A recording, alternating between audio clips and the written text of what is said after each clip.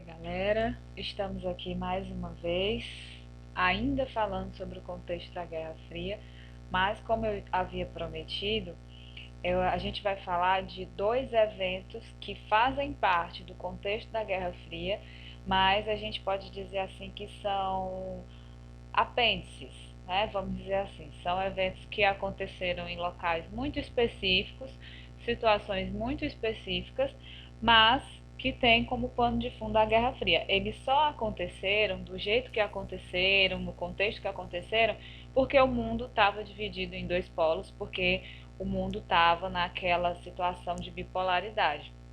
Existia a briga de capitalismo versus socialismo.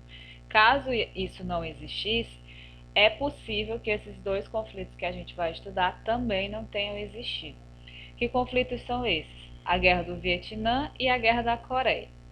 Vamos começar falando sobre a Guerra da Coreia. Eu sempre gosto de frisar que é a Coreia. Atualmente a gente conhece duas, né? A gente ouve falar sobre Coreia do Sul e Coreia do Norte. Mas essa divisão ela só passou a existir após essa guerra. Até a guerra, até 1950, a gente tinha um território só chamado de Coreia. Esse território da Coreia, ele está nesse contexto aqui de nova ordem mundial. Como a gente já falou, a gente já analisou esse mapa, nós já vimos que quando nós falamos de bipolaridade, nós estamos falando de dois polos, mas no contexto político. O mapa geográfico do mundo é esse, mas o mapa político, o mapa de influência, está dividido entre capitalistas e socialistas. A Coreia fica mais ou menos aqui nessa região e ela estava no grupo das áreas de influência. O que são áreas de influência? São territórios ainda pobres, ainda em desenvolvimento, mas que têm um grande potencial e por isso são importantes para as grandes potências da época, Estados Unidos e União Soviética. Em que contexto a Guerra da Coreia aconteceu? Primeiro a gente tem que entender o pré-guerra, né, os movimentos que levaram a essa guerra e posteriormente à divisão do território em duas Coreias, em dois países tão diferentes.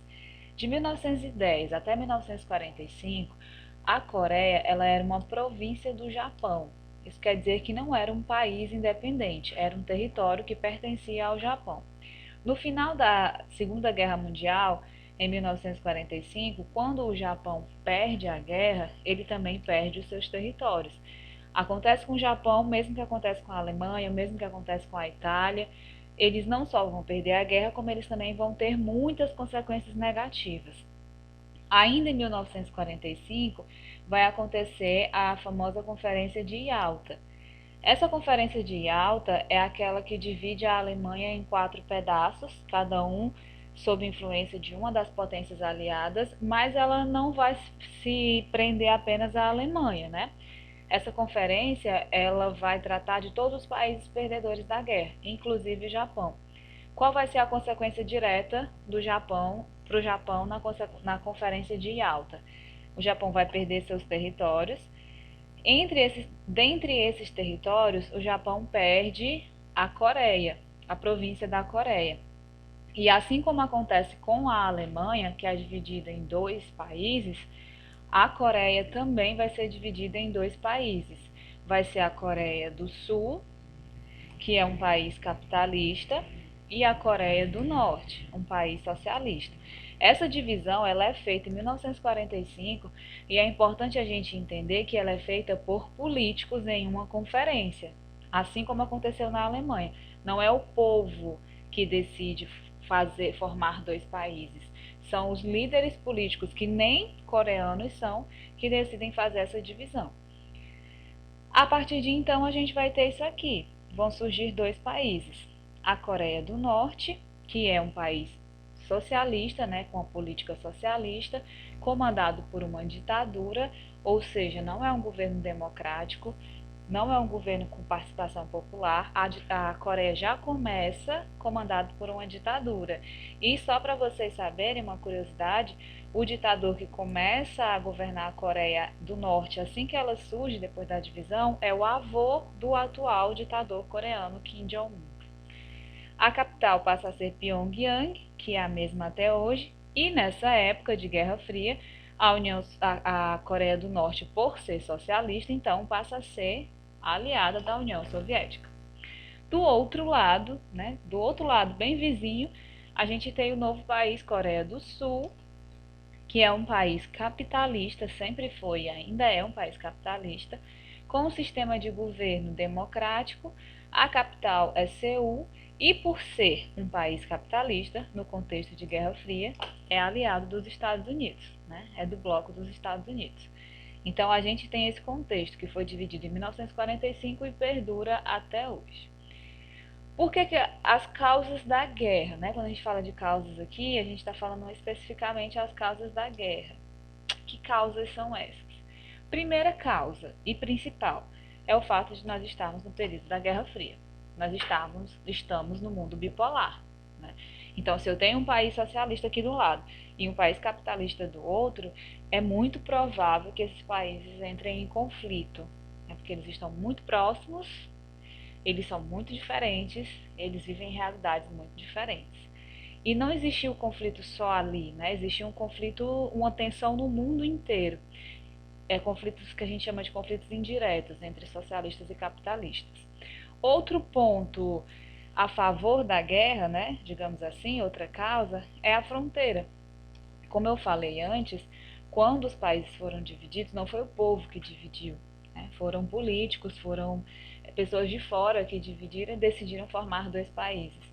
E eles fizeram uma divisão baseada num paralelo, né? Aí vamos lá para a geografia, que a Josi já deve ter explicado para vocês o que são os meridianos, os paralelos e tudo mais. Ou seja, uma linha imaginária que divide um país em dois, sem consultar a população, né? Eles pegaram essa linha imaginária lá no mapa e resolveram dizer, a partir daqui é sul, a partir daqui é norte, que é o famoso paralelo 38, que oficialmente faz a divisão entre os dois países.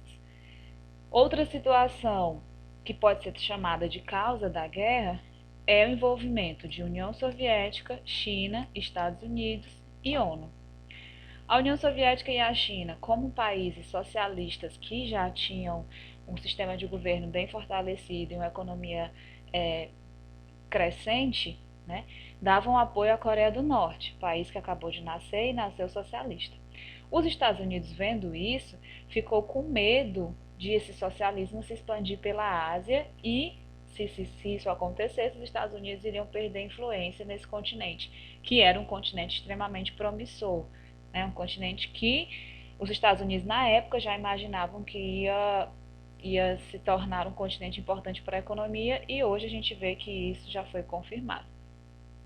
Então, com medo desse avanço socialista na Ásia, os Estados Unidos pressionam a ONU, né? Apesar de ser ONU, que oficialmente é para ser uma instituição neutra, mas a gente sabe que os Estados Unidos têm muita influência lá dentro, né? Então, os Estados Unidos, com medo do avanço socialista, pressionam a ONU e a ONU vai dar apoio à Coreia do Sul. Oficialmente é a ONU que dá apoio à Coreia do Sul. Mas por trás disso a gente tem os Estados Unidos, que dizendo eles estão defendendo os interesses do mundo todo, né? Mas a gente sabe que principalmente estão defendendo os interesses deles próprios. Isso aqui a gente pode dizer que são as causas principais da guerra, né? Vamos dizer assim, a divisão dos países, o contexto da Guerra Fria, o medo do avanço socialista e a interferência dos Estados Unidos na economia. Aqui, como eu falei antes, é a divisão. Até hoje o mapa é esse aqui, né? A gente tem a Península Coreana, que é isso tudo aqui, ó. Lembrando lá o que é uma península, é um pedaço de terra que entra aqui para o oceano, né? Isso tudo é a Península Coreana. Essa Península Coreana foi dividida em dois países. A fronteira é isso aqui, gente, ó. Que não tem essa linhazinha lá, né, na fronteira, não tem. Isso aqui tem no mapa, que é o chamado paralelo 38. Daqui para baixo, Coreia do Sul, daqui para cima, Coreia do Norte. Então vocês vejam que realmente é uma situação complicada, porque não são só vizinhos, né? São pedaços de um mesmo território. e que vivem em tensão constante até hoje. Quando que o conflito vai explodir de verdade, né? Em 1950 a gente tem a divisão. Depois que a divisão realmente acontece, a população fica meio confusa, né? A população recebeu a notícia de que não é mais um território, agora são dois países. Esses países são totalmente diferentes no seu sistema de governo e de economia e cria-se uma rivalidade, então, entre esses dois países. Porque eles estão inseridos num contexto de rivalidade no mundo, eles estão aliados a duas potências que são rivais, então vai se criar um contexto de rivalidade também entre as duas Coreias, né? A princípio, era para ocorrer eleições gerais, e essas eleições gerais iriam decidir se os países iriam se unificar de novo ou não. No entanto, essas eleições não ocorreram, porque, como eu falei, as tensões, as rivalidades, as hostilidades entre a população do norte e a população do sul foi só crescendo, o clima de rivalidade foi crescendo cada vez mais e acabou que a Coreia do Norte invade a Coreia do Sul. O primeiro passo da guerra foi esse, em 25 de junho de 1950, quando a Coreia do Norte socialista vai invadir a Coreia do Sul capitalista. Quem dá o primeiro passo na guerra, nesse caso, é a Coreia do Norte. Aí vai começar o processo de guerra, né, que vai durar mais ou menos aí 3 anos. Primeiro passo, né, primeiro ato de guerra é em 1950, apoiado pela China, a Coreia do Norte vai avançar a fronteira, coisa que eles não poderiam fazer, e atacar a Coreia do Sul. Quando eles fazem isso, oficialmente eles estão em guerra, porque eles invadiram um território. Dominam a capital, Seul, capital da Coreia do Sul. Oficialmente a guerra começa e já começa com um placar de 1-0 para a Coreia do Norte, né? Coreia do Norte 1, Coreia do Sul 0. Porque quem dá o primeiro ataque e já domina a capital é o Norte. Porque também estão apoiados pela China, não podemos esquecer. Em reação a essa ofensiva que a Coreia do Norte faz, a Coreia do Sul, em 1951, um ano depois, vai receber o apoio da ONU. Quando a gente fala ONU, por trás, leia-se Estados Unidos da América, né? A gente sabe que por trás da ONU aqui tinha os Estados Unidos. Então, apoiados pela ONU barra Estados Unidos, a Coreia do Sul vai retaliar, ou seja, vai responder ao ataque que o Norte fez. Então, vai avançar a fronteira, né, vai voltar para a fronteira do Norte, atacar a Coreia do Norte e fazer a mesma coisa, dominar a capital, a cidade de Pyongyang, desculpa, capital da Coreia do Norte. Com isso, a gente tem um empate, né? O placar agora é Coreia do Norte 1, Coreia do Sul 1 também. Isso em 1951. Né? De 1951, aí chegamos em 1952 e 53. Esse jogo permanece empatado. Por que permanece empatado? Porque a Coreia do Norte invade primeiro o Sul vai responder, invadir o Norte, cada um fica com a sua capital ocupada. Passa-se 2 anos com a sua capital, cada país com a sua capital ocupada pelo inimigo. Até que, em 1953, cada um consegue libertar a sua capital. A Coreia do Norte consegue libertar a cidade de Pyongyang e assumir o controle. A Coreia do Sul consegue libertar a cidade de Seul e assumir o controle, né? Expulsam os adversários e os conflitos ficam parados por 2 anos. Esses conflitos ficam parados por dois motivos. Primeiro, porque os dois países estão mais preocupados em libertar a sua capital e reassumir o controle. E segundo, porque de um lado tem a União Soviética, do outro lado tem os Estados Unidos, né? Então eles estão em pé de igualdade de poderio econômico, ou melhor, de poderio militar, de estratégia e tudo mais. Então o jogo permanece empatado aqui durante esses 2 anos, 1951, 52 até 53. No final do ano de 1953, permanecendo o empate, a gente vai ter a assinatura do Armistício de Panmunjom. O que é um armistício? Um armistício é um cessar-fogo, ou seja, a guerra não acaba, ela tem uma pausa, né? Os dois países, Coreia do Sul e Coreia do Norte, eles assinam um acordo de não agressão, e nesse caso ele é obedecido, não era igual aos do Hitler. Eles se comprometem a um não atacar o outro, né? Então eles assinam esse armistício, não é dizendo que eles se renderam, é dizendo que eles vão parar de atacar. Oficialmente a guerra foi suspensa, né? Foi decretado o empate entre as forças do norte e as forças do sul, isso em 1953, e oficialmente a gente tem o fim do jogo aí, e o jogo ficou empatado 1-1, ao menos por enquanto, né? Como eu coloquei aqui, porque a guerra da Coreia é uma guerra que nunca acabou. Até hoje, os dois países eles são inimigos.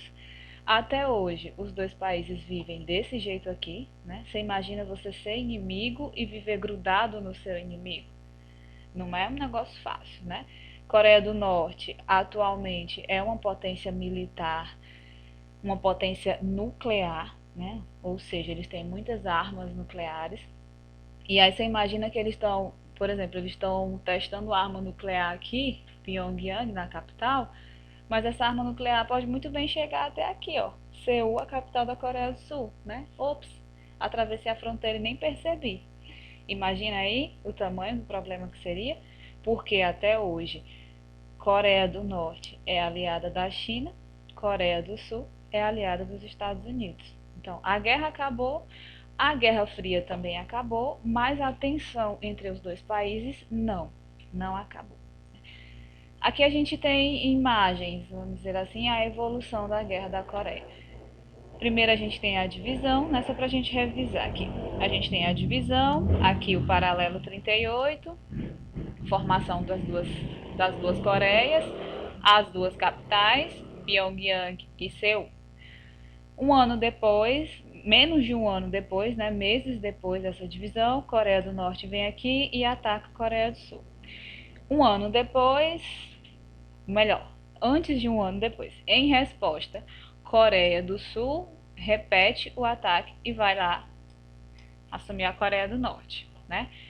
Quando isso acontece, a China entra para ajudar o lado norte aqui, e os Estados Unidos entram para ajudar, os Estados Unidos em nome da ONU, entram para ajudar o lado sul, né? A partir de então, a gente vai ter um equilíbrio de forças. Esse equilíbrio vai perdurar de 1951 até 53, quando o documento é oficialmente assinado, o armistício, e acontece o cessar-fogo, a guerra para.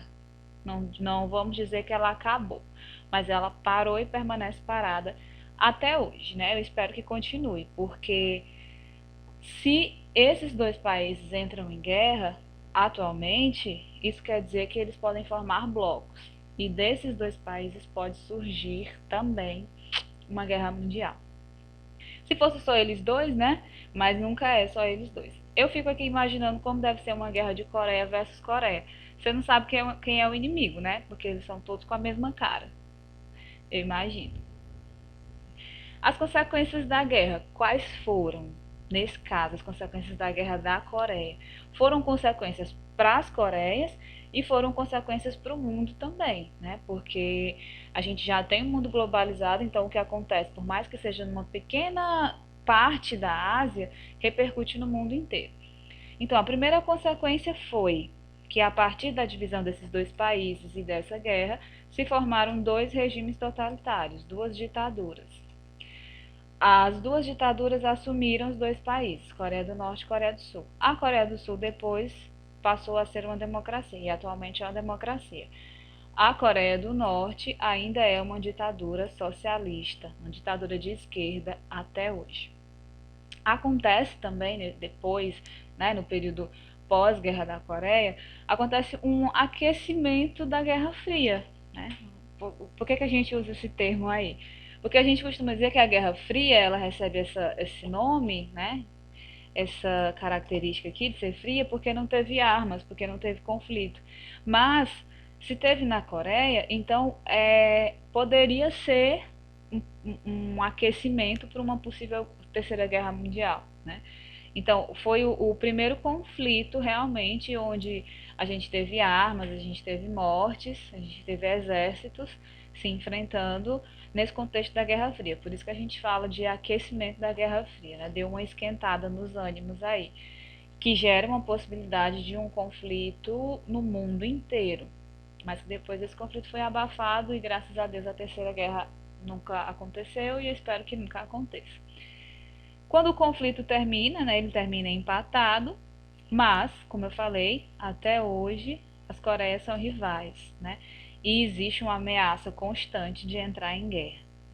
Em 1991, os dois países chegaram inclusive a assinar um acordo, que seria um acordo de reconciliação, né? Resolveram fazer uma certa amizade aí entre esses dois, mas nunca aconteceu de verdade. Na prática, essa reconciliação nunca aconteceu. Até porque os dois países, como eu falei lá no começo, eles têm características políticas, econômicas, ideológicas muito diferentes. Então fica muito complicado de a gente ter aí uma diplomacia e uma reconciliação verdadeira entre esses dois países. Atualmente, a gente ouve muito falar sobre Coreia do Norte, né? Na verdade, criou-se estereótipos. A Coreia do Norte é o Kim Jong-un, a Coreia do Sul é o K-pop, né? Praticamente. Mas o que é a Coreia do Norte e a Coreia do Sul hoje, né? A Coreia do Norte, atualmente, ela ainda é, como eu falei, uma ditadura socialista, governada por aquele carinha lá que tem, parece muito simpático, mas diz que é ruim que só o cão, o Kim Jong-un, né? O povo fala. Um país extremamente fechado, que desde que surgiu é governado por uma única família que está no poder. Para vocês terem ideia de como a Coreia do Norte é fechada, nem religião lá é permitido, né? A religião lá é a política, né? E quem deve ser adorado é o governo, o presidente, no caso, né? Eles têm controle absoluto sobre tudo. Canais de televisão só existem dois e são os que o governo permite, só sai o que o governo permite. É, Rádio também só existe as que o governo permite e só é repassado o que ele permite. Sinais de internet também, a internet é completamente controlada. Para vocês terem ideia, um jovem da idade de vocês na Coreia do Norte, ele não sabe o que é Facebook, ele não sabe o que é Instagram, ele não sabe o que é YouTube, WhatsApp, a não ser que o governo permita que ele use e fique monitorando tudo, né? Então, é realmente um país extremamente fechado, governado pelo, como eu falei, o Kim Jong-un, que é neto do primeiro ditador. Então, até hoje, só a família do Kim Jong-un esteve no poder na Coreia do Norte. Criou-se também um sistema extremamente rígido, como eu falei, né, de regras, costumes, valores e uma economia autossuficiente, né? A Coreia do Norte ela tem pouquíssimas parcerias com a política, com a comunidade internacional, mesmo com a China, mesmo com a Rússia, que são países socialistas ou comunistas, ainda assim a Coreia do Norte tem uma parceria pouca com esses países. Eles buscam ser muito autossuficientes, porque eles são realmente muito fechados. Do outro lado da fronteira. Aqui é uma foto do nosso amigo Kim Jong-un, que manda um recado para vocês, né? Vocês ficam fazendo piadinha com ele tá só observando. Do outro lado da fronteira, a gente tem a outra Coreia, que é a Coreia capitalista, Coreia do Sul. Até hoje, parceiríssima dos Estados Unidos, né? É uma república capitalista e atualmente democrática, não tem ditadura, que está em grande e larga expansão. É um país que vez ou outra a gente ouve falar da economia deles, que vem crescendo. Atualmente, ela integra um grupo conhecido como Tigres Asiáticos. A Josi já deve ter falado ou irá falar sobre eles para vocês, né? Que são os países da região asiática, do continente asiático, que estão em franco desenvolvimento econômico, dentre eles a Coreia do Sul. E ela possui uma política de grande investimento na indústria e na educação. A indústria da Coreia do Sul é uma das que vem crescendo muito ultimamente. Por exemplo, algumas marcas que a gente consome a marca de carros Hyundai, por exemplo, né, que é a marca que produz o HB20, é da Coreia do Sul, né, que produz e exporta para o mundo inteiro. E também eles têm uma grande hábito, vamos dizer assim, né, de investir na educação. A educação da Coreia do Sul é atualmente um dos melhores sistemas de educação do mundo. Né? Eles não exportam só K-pop para o mundo, não. Eles exportam muita coisa e eles investem muito em educação também. Se eu fosse pegar uma imagem para resumir a Guerra da Coreia, seria essa. Né? Basicamente, essa é a imagem que resume a Guerra da Coreia. A gente tem Coreia do Norte e Coreia do Sul brigando, mas atrás aqui, intimando, botando lenha na fogueira, a gente tem o mundo socialista e o mundo capitalista. Então, isso basicamente é a Guerra da Coreia, né? É uma guerra que começou no contexto da Guerra Fria. A Guerra Fria acabou, mas a paz realmente nunca foi selada definitivamente. E o conflito cessou, mas nunca, nós não podemos dizer que teve o fim, né? Um fim definitivo. É isso. No próximo vídeo a gente vai ver a segunda guerra que acontece nesse contexto da Guerra Fria que eu falei, que é a Guerra do Vietnã. Espero que vocês tenham gostado, espero que vocês tenham entendido e até o próximo.